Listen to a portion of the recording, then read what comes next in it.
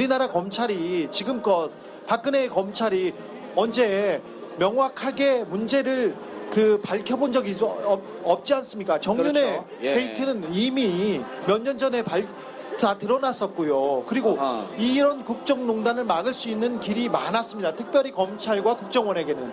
하지만 매번 넘어갔기 때문에 이번도 이 게이트를 덮고 넘어갈 수 있는 힘이 있다고 생각했어요. 그런데 검찰이 진실로 내달리기 시작하고 언론이 내달리기 시작한 것은 모두 이 광장에 모인 촛불 때문이었어요. 그렇죠. 그 촛불을 보고 그때 담당 검사가 한 분 나와서 촛불을 예. 보고 경악했어요. 중간에 나왔었나요? 그 네. 특검 소속 검사가. 특검 소속에 있는 검사도 있었고요. 그때 수사를 했던 특별수사본부팀에 있었던 검사가 와서 자기네들은 언론을 보고 사실은 광화문에는 몇몇 정말 종북 아니면 운동권 아니면 사주를 받은 몇 명이 나서 그냥 정권 반대 투쟁을 하고 있구나. 그리고 소수가 나와서 네, 그렇다고 봤는데 국민들의 한 목소리로 외치고 행진하는 걸 보고 충격을 받았답니다.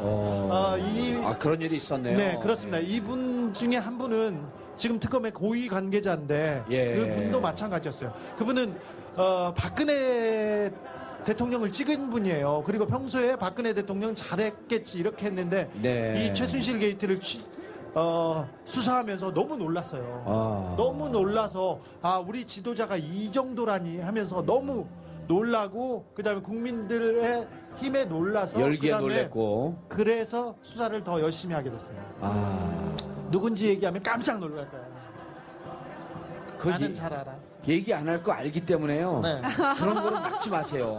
얘기하세요 그럼. 얘기하세요. 아니 저는 얘기는 할 수는 있는데 내가 이 방송국에서 돈을 받는 것도 아니고 내가 뭘 하는 것도 아니고 출연료 주잖아요. 아니 의원님 한 번도 안 줬어. 출연료 안 줬어요? 안 줬어. 그리고 의원님이 부인 통장으로 꽂혔나 봐. 안 줬다니까. 아니 의원님이 지난번에 우병우 현상금을 걸면서 저는 아무 얘기도 안 했는데 제 이름으로 200만 원을 걸었어요. 그래놓고 저보고 돈을 내래요. 그래서 그러면 알겠어요. 돈을 내면 자기가 취재를 보내주겠대. 알겠어요 하고 돈을 냈거든요. 저는 그 쌍용 자동차 아이들을 위한 와락에 거기에 200만 원 냈습니다. 거기에 내고 제가 돈을 내기가 좀 부족한 것 같아서 신화의 김동완 씨라고 있지 않습니까? 그 친구한테 돈을 내라고 해서 몇 천만 원 내고 그다음에 가수 이승환 씨가 또 해가지고 돈을 해가지고 많이 냈죠. 거기 돈이 많은 사람들이잖아요.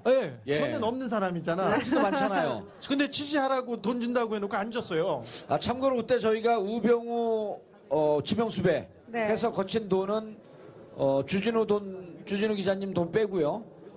안민석 그리고 일반 시민들이 하고 1,800만 원 정도 거쳤고요. 그 돈은 바로 뒤에 있는 퇴진 행동 측에 다 기부를 했습니다. 아니 이렇게 피해가시네요. 정봉주 씨가 저한테 돈을 안 준 얘기를 하고 있는데 그리고 제가 돈을 낸 얘기를 하고 제가 요즘 방송 출연하면서 출연료가 좀 많아져갖고 또 제 개인 사비로 또 한 2천만 원 또 줬어요. 와. 그래서 제가 총 3,800만 원을 줬습니다. 이건 법적으로 안 걸려요. 그래 돈 달라고요? 줘요? 나는 줘야 될 거 아니야. 어제 전화 와서 비행기 값 내놓으래.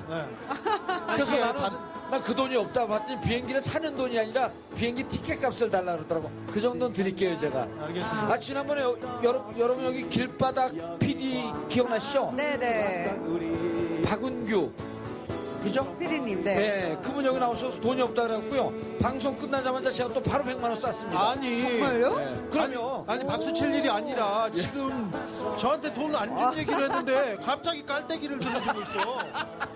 아니 주진우 기자도 이번에 취재 나왔는데 제가 또 한 200만 원 정도 협찬한다 그랬어요. 약속 지키시는 거죠? 안 지켜 나한테. 이번에는 꼭 지키시기를. 알겠습니다. 또 주진우 기자 많이 도와주죠. 그러지 취재를 잘 하니까. 근데 저는 달라고 주거든요. 안민석 의원 세비 왔잖아요. 해외 나가면 자기 티켓을 자기만 끊고 가. 여기 안 끊어줘. 그건 또 어떻게 생각하세요? 네. 아유, 그냥 그 인간 그러려니 하고 사는 것이 뭐. 그러려니 살아요. 근데 취재 갈 때 지난번에 안민석 의원하고 독일 취재를 같이 갔는데 안민석 의원이 방을 하나 잡고 저도 방을 하나 잡았는데 네. 그 밥값도 안 내요? 아니 그 저희 취재를 도와주려고 국세청에서 안원구 전 저 대구지방 국세청장을 모시고 왔어요. 근데 저보다 연배가 높으세요. 예. 그래서 제가 혼자서 방을 쓰기가 그렇잖아요. 예. 그래서 어쩔 수 없이 예. 그 방을 드리고 저는 소파에서 잤네. 예, 그 안민석 의원의 그 능력이에요, 그게. 좋으신 분이세요. 네. 자, 대선 얘기를 좀 물어봐야죠. 네, 예. 본격적으로 들어가 보도록 하겠습니다. 아, 이미 본격적으로 들어왔어요. 이제 뭐. 본격적으로 한다고요? 네, 아니, 이미 지금 들어왔어, 이제 벌써 들어. 더 본격적이에요. 들어보세요. 자, 민주당의 지지율이 정말 거침이 없습니다. 네. 어제 한국갤럽과 리얼미터 발표에서요, 모두 40% 중반대를 기록을 했는데요. 또 지난 13일에 리서치 뷰 발표에서는 역대 최고인 48.4%가 나오기도 했어요. 더불어민주당 지지율이요? 네. 예. 자, 민주당의 지지율이 어디까지 치솟을까요? 더 치솟지는 않을 거예요. 아, 이 그래요? 정도면 많이 올랐는데. 그럼요. 사실은 국민들이 이렇게 보셨어요. 그래서 얘기했잖아요. 정치하는 사람은 다 똑같아. 이놈이나 저놈이나 거의 비슷해 이렇게 했는데 이번에 우리 그 대통령과 대통령이 속한 당의 그 맨 얼굴을 보셨지 않습니까? 자, 최순실 사건이 처음 터지고 우병우의 전횡이 벌어졌을 때 우병우에 대한 비판이 국회에서 제기되자마자 새누리당에서 뭐 했습니까?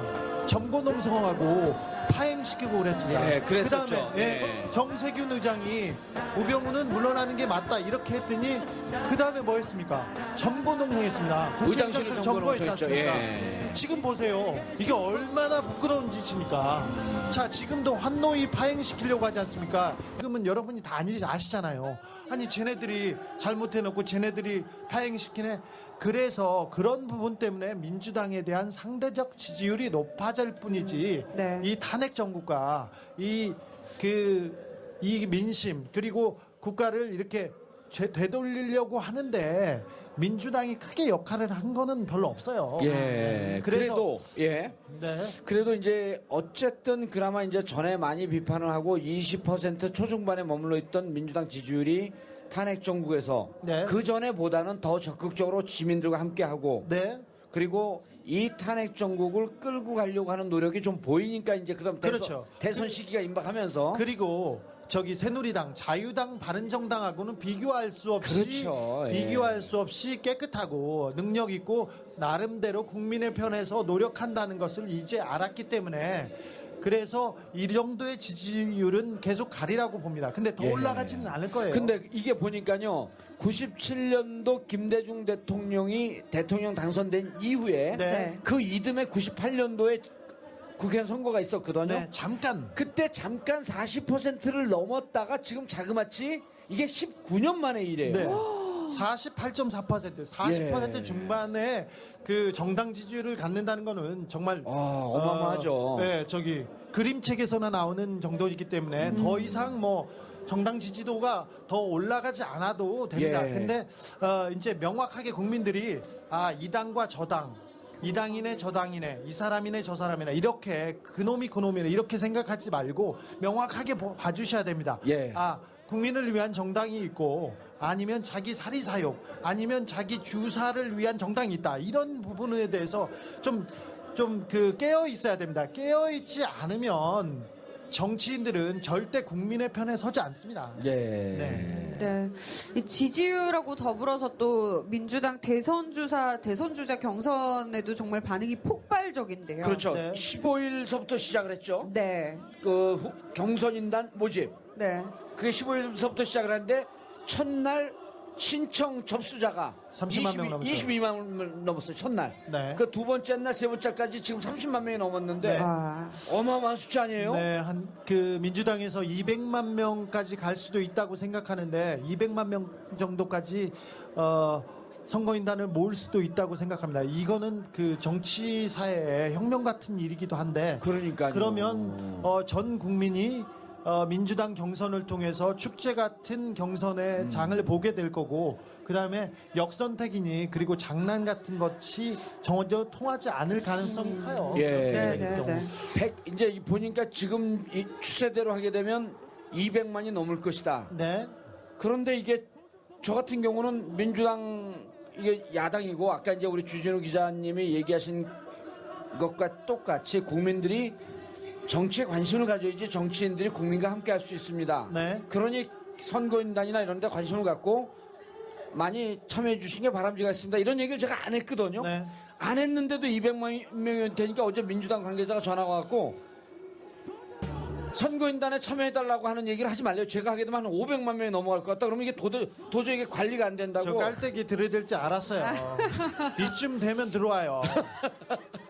근데 정말 폭발적이잖아요. 네, 폭발적인 반응이면 이게 정치라는 게 우리 생활에 대한 얘기예요. 예. 자, 지나가다가 500원만 뺏겨도 화나고 신고하지 않습니까? 싸우고.